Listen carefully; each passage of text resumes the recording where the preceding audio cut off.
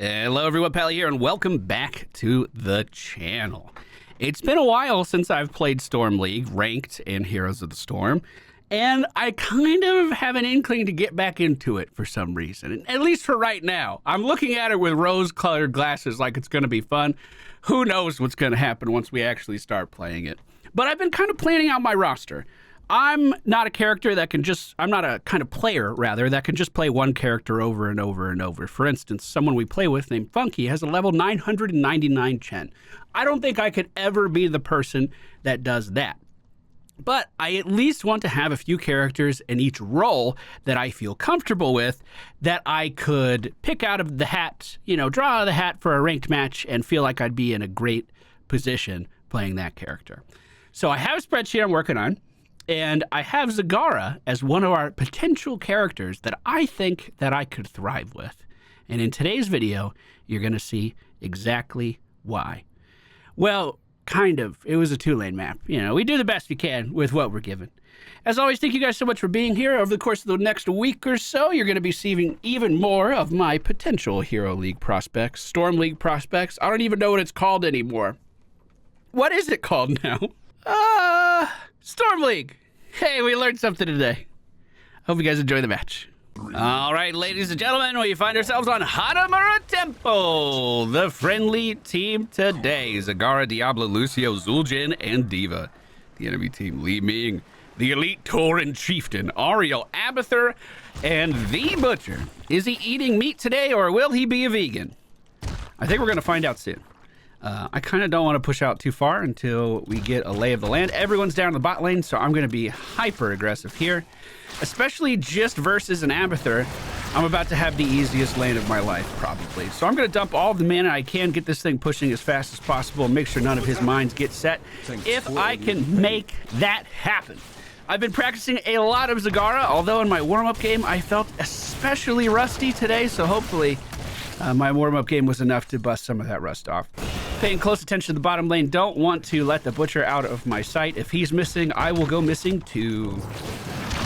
That region globe has my name on it. Thank you very much. I have a few different playstyles for Zagara that I'm falling back to now. I could change it based on the map, based on the objective, based on enemy team comp, based on if I'm the solo laner or not.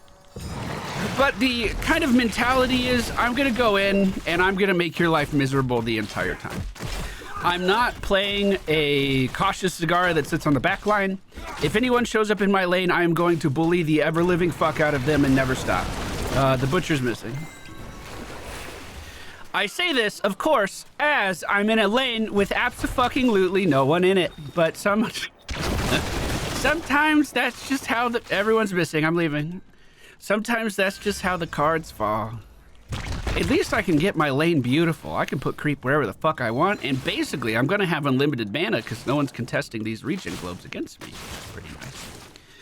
The friendly team is going to be at a bit of an offset because Abathur can make that a 4v5. You do the lower one first. Our team is the lower one. Whoop, time to leave.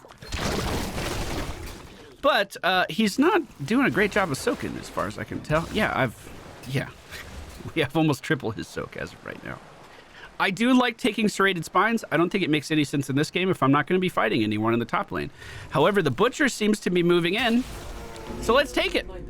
If he thinks he's going to get free meat up here, he is going to not have a good time. Unfortunately, our Diablo dying down the bottom lane. I didn't see what happened. Did the Butcher already roll out? Did I take that talent and then he left? Oh, no. Get out of there. Payload is spawning in just 5 seconds. The friendly team already took bottom. Samurai ETC coming up to say hi to me, so let's get some auto attacks in. Hey, bud. Hey, I thought you wanted to show up. Why are you leaving like that? Where you going, man? Where you... Oh, God, oh, God, oh, God, oh, God, oh, God, oh, God. Oh, yeah. Okay. I might be able to make it on creep. That was my only hope. I got so cocky. I was so excited to just have one fucking person to interact with. And then it turned into a shit show. Enemy team's Butcher sitting at 46 meat at the 3 minute and 25 second mark. That's not too bad. So, enemy team is not moving the payload as of right now. I'm on my way into the vicinity. They have done a hard rotation down to bottom lane, and they're looking at Diablo now. They're not interested in the objective. They are here for blood. I wanted to be here to help. However, what if I wasn't? And just went back up to the top lane, stepped on a mine. It's not a mine abathur, is it? Okay, thank God. I need to get this soak. This might be enough for our team to hit level 7 off of, so it's pretty important. Enemy team's rotating up to kill me again. Butcher's just underneath us. We're paying attention to our map this time. That's actually one of the reasons I'm practicing Zagara so much, is because I like the aggressive play style. I like moving in and bullying people, but when I do it, it takes so much of my attention away from my macro play that I've been more susceptible to big sweeping ganks like that. I haven't been paying attention to my mini-map as much. And this is important. So at level 1, I got the increased range on banelings, so I can sit a little bit further back without having to commit too much to going in and dying. Now, at level 7, I picked up the slow on banelings as well. So I can just send out a couple banelings here or there, don't really have to commit to sending out the whole payload, and slow enemies down extremely easily. Like this Li Ming, who stepped up a little bit too far. And if someone's in my range longer than they expect to be, I'm just getting more stacks from my serrated spines, and my hunter-gatherers are eating even better than they normally do. It also gives me a bit of a chance to disengage from potentially bad spots, not so much against the Butcher. Of course, he can just charge in whenever he wants to. Plenty of characters can get around a slow, no problem. But it tips the scale slightly in our favor that I'm going to be able to scoot my way out of a bad situation. At least that is the hope. Enemy team level 7 to our level 8. We're only about half a level ahead right now, but let's keep the momentum going. Enemy team is missing. I'm assuming I can do this. Oh, shit. You don't think they're going to come over here? Hold on. We'll have to scout now. Please hold. Please hold. We're checking it out. Lucio's skating around quite a lot, trying to buy some time by the looks of things. Enemy team is not on the way to. Okay, I want to see if I can solo this. So I'm assuming I auto attack, move over here, drop roaches, drop a hydralisk a bit further back, and then I can just go in and tank with the rest of this. I assume. Oh, God. Whoa, God, okay, fuck! Shit. I could have done it. It was possible. That'll get easier as we get more levels, too. Oh, unlucky, dude. Unfucking lucky. Butcher is up top. Ariel has rotated down to soak, so we're going to clear the lane as fast as we can with a bunch of banelings. As Diablo goes in, we'll continue to auto-attack Ariel here as well. She does have a top hat. Tried to slow her down with some banelings, but ETC coming in from off-screen is going to scare me away for a little bit. We could slow him down, though. And I'll put some more creep. Butcher rotating above us. We see him on the map. We're falling back. I do not have Sippy, so I'm going to sit by the wall. Lucio is here, though, so we can come in for some heals. Who's in the top lane right now? Diva. That's totally fine. She can thrive there. I'm going to use my roaches just to clear lane. Level 10 is here. I actually think in this match I am going to not be global. It's a 2-lane map. I don't think it matters as much. I'm going to go for Devouring Maw. If we see the Butcher charge in, we can stop him in his tracks with the Devouring Maul so our friends don't take damage. If we see a mosh pit forming, not on top of me, we can stop that mosh pit as well. Should have multiple uses for us in this particular case. Li Ming almost on a stun. The Butcher is locked down for a bit. The banelings are out, but not getting too many slows. I need to make sure I don't group too much. Keep spreading my creep. Objectives up in just a moment. Abathur went for the monstrosity, not for the clone, which is very good for us, but it does mean that we have to pay attention to our lanes a bit more. So, we do need to clear that. Butcher hasn't moved up yet. However, ETC on a mount can catch me no problem. Diva's clearing lane. I just wanted to make sure it went well, and it did. Start dropping some more creep. There it is. Banelings, and then leave. Good AoE, but I'm out. Nope, nope, nope, nope, nope. Who'd we lose? Zul'jin? So our sustained damage is gone for the time being. I don't think I'm going to chase this. I think I don't care about the objective. I think I'm going to try to soak to 13. Push this out. Very quickly, too. Break their walls down real quick. I mean, the objective at the end of the day is designed to get buildings. If I'm also getting buildings, then I am equally as effective as the objective. And I've cried until the crows come home that Hanamura's objective sucks, and you guys should always take the samurais anyway. So the enemy team went for the objective. They're firing off damage at our bottom buildings. Let's see how effective it is. Let's see who wins this trade. Me. Easily. It's like literally not even close. The objective's so bad. Butcher's missing. I'm out of mana. We need to back up. What? Where? Samurais are up. We should be on them. I'm sure they're on theirs. My ult is going to be back up in just 3 seconds. So if they invade us, I do have a tool for fighting back on that invasion as well. ETC's up in the top lane, which cements in my head once again that they are on their samurai right now. Can I... Monstrosity's back, so I need to make sure I kill that too. Butcher's sitting at 131 meat at the 10-minute mark. They're not moving in quick, are they? Man, they took all day to kill that. At level 13, I could go either way. I actually like the creep talents at 13 and 16 with my playstyle I've been doing, but I usually take creep talents only if we go for the Nidus network. Because I have Maw, I'm just gonna go for, we'll just go for our hunters. We'll make them better. We'll make our W ability better. Enemy team's missing. I am very far forward, but I wanted you to get some vision around this corner. Butcher's still in the bottom lane, so I'm not leaving, actually. I'm gonna start to make the wall. I'm just gonna siege the shit out of this. Auto-attacked him just to dismount him. Wanted to make sure that I was not hit with any mosh pit I wasn't ready for. There could be a Butcher flank on the way at the moment. Nothing on the map to do. Oh, gross. Guess I'll go so. Butcher's still missing. He's up top now. Never mind.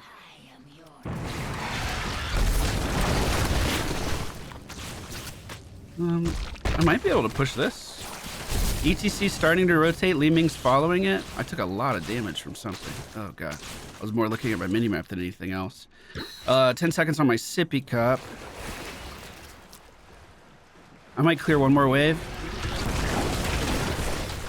And then try to get up there. Objective's coming up too. So yeah, that's becoming more important. Let me move. How's this looking? Looks like we're just poking at enemies. Everyone's looking fine. Mosh pit is probably off cooldown. So that could change very, very quickly. I'm going to start pre-creeping this. Monstrosity, unfortunately, took bottom lane, so I have to go back and clear that. Can't let that Monstrosity live. Oh, it is leaving. That sucks. It's going up to the top lane. We're still... Oh! Shit. He went pretty far. I don't think he was ready for that. Good bunny hop. Let's see if we can get... Shit. I don't want to be moshed. I'm trying to hold ult for Mosh. I'm doing a ton of damage to their Ariel right now. Okay, Mosh isn't happening. There's my ult. We caught Li Ming in the back. Let's drop roaches on it and banelings. We caught ETC with the banelings. Li Ming jumped right over them. All right, good job.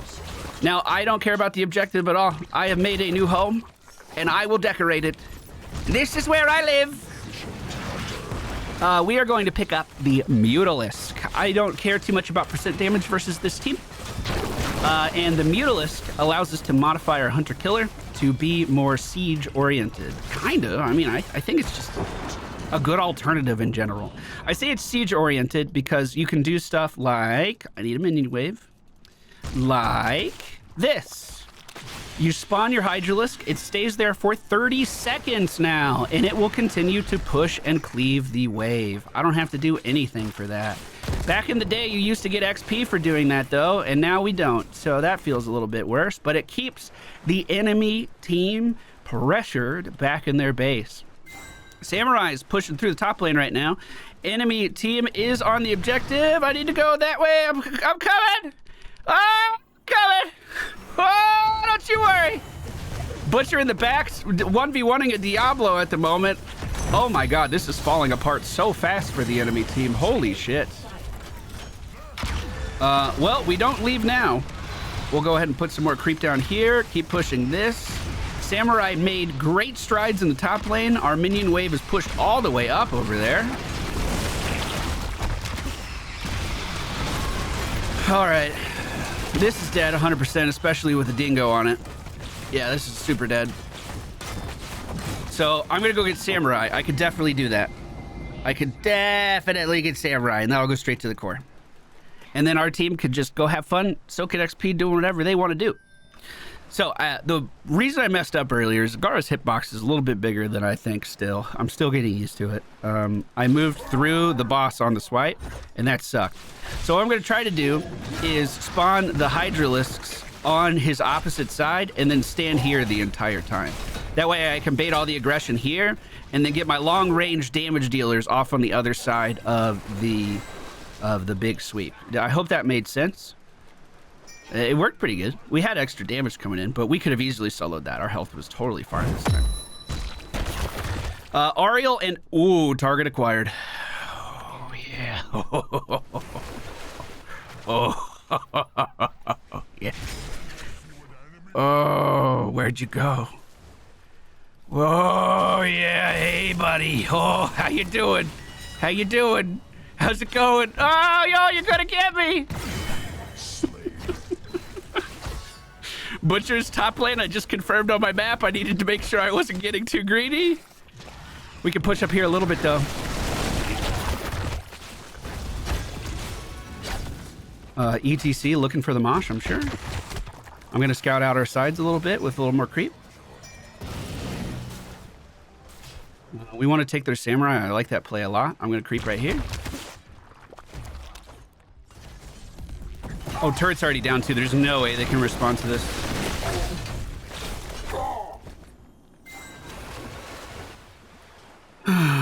I could take their turret really fast, too. Do we want level 20? Level 20 is top lane right now. There's enough XP there. If I just put a Muta on the wave, that would help push it back. We have catapults underneath us, too. So for my level 20, basic attacks launch banelings. Every third basic attack also launches a baneling towards the target. Huh! I've never done that. That sounds fun. Is it only against heroes or just anything? Oh, just anything. Oh, and my baneling's slow. You think they know their core's dying?